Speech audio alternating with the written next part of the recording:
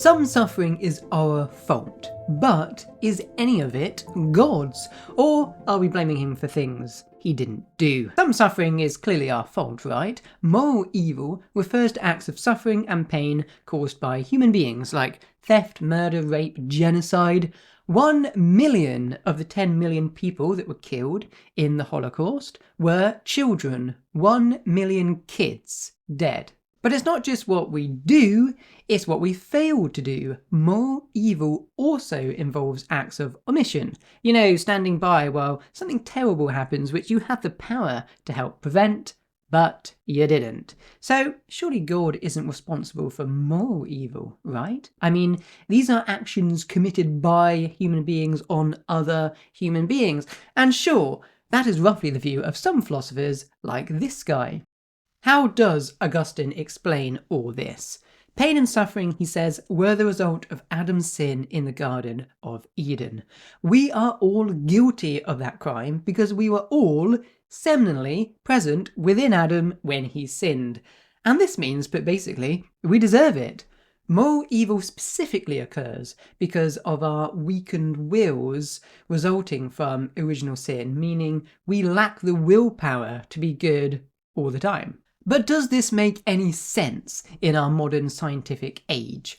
What does it mean to say that we were biologically in Adam? And even if we were, we'd be like unconscious embryo things, unless it's some sort of spiritual existence we had in Adam. Does that really make us morally responsible for what Adam did? It would be like being blamed for something bad your dad did before you were born. Let's entertain the Christian view that evil entered the world at the fall. Doesn't God still take responsibility for how he designed us biologically? Part of what makes pain so bad is how painful it is for our bodies. Torture is only torture because of how our bodies are put together. We can even take the little things, paper cuts, stubbing your toe.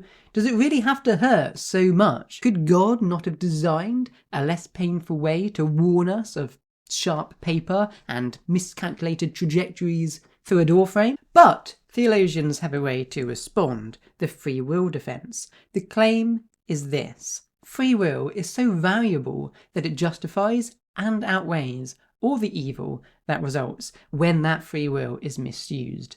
It's a pretty good response. And its greatest point is that if we lacked free will and God just programmed us to be good all the time, good acts would be meaningless.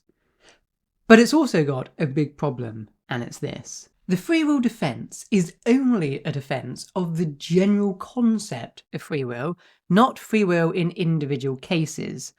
What do I mean by that? Well, imagine a murderer and his child victim. His victim doesn't want to die. Whose free will should we defend? Well, if you're God, you just stand by and let the murderer do his thing.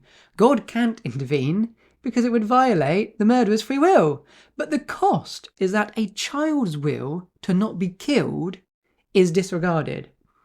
Why does the murderer's free will have priority over a little kid's? If you're happy with that conclusion, then fine. Maybe God can avoid responsibility for moral evil.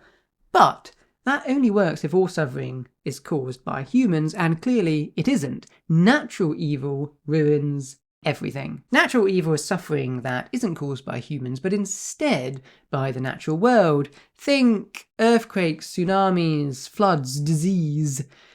These appear to be simply part of life, a consequence of physical processes and the laws of nature, which, if God exists, he designed, right? Heat waves have been one of the biggest killers in recent years. People literally dying because it's too hot, as well as the wildfires that they often facilitate. In 2018, 70+ mile-per-hour winds drove 800 degrees Celsius flames into the village of Mati in Greece. Hundreds of people fled to the sea, but not everyone made it. Dead families were found huddled together just meters from the water, those who weren't able to outrun the inferno in time.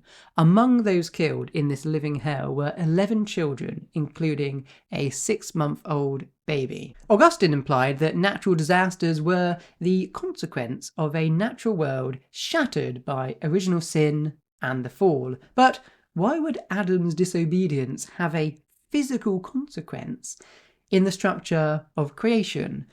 Was it a punishment from God? But why is it just for Adam's disobedience to result in babies burning? And what about the asteroid impact that wiped out the dinosaurs? That was before humans existed. And it only gets worse for theologians because in the Bible, God appears to have a bit of a soft spot for natural disasters, employing them on occasion to kill people and do the dirty work for him.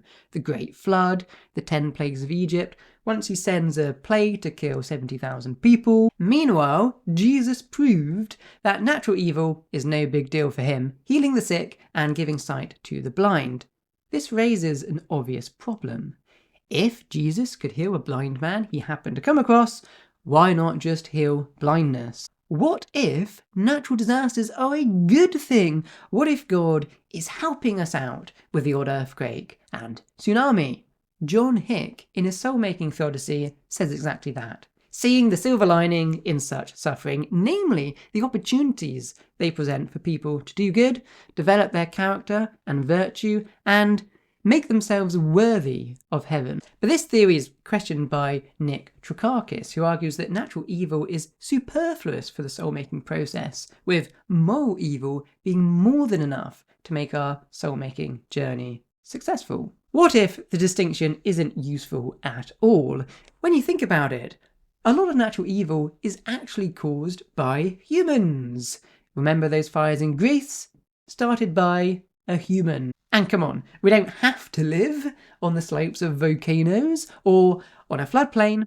Ultimately, it comes down to a choice. This is a point John Hick makes, and he's careful to concede that not all natural evils are reducible to moral evil, but even so, 80% of Bangladesh is a floodplain.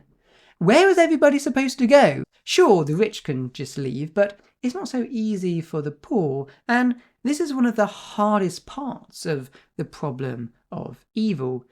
Jesus was a champion of the poor and vulnerable, but the poor and vulnerable face a disproportionate amount of pain and suffering due to their poverty compared to the rich. So maybe theologians can defend God by blaming moral evil on us, but natural evil, what hope does God have?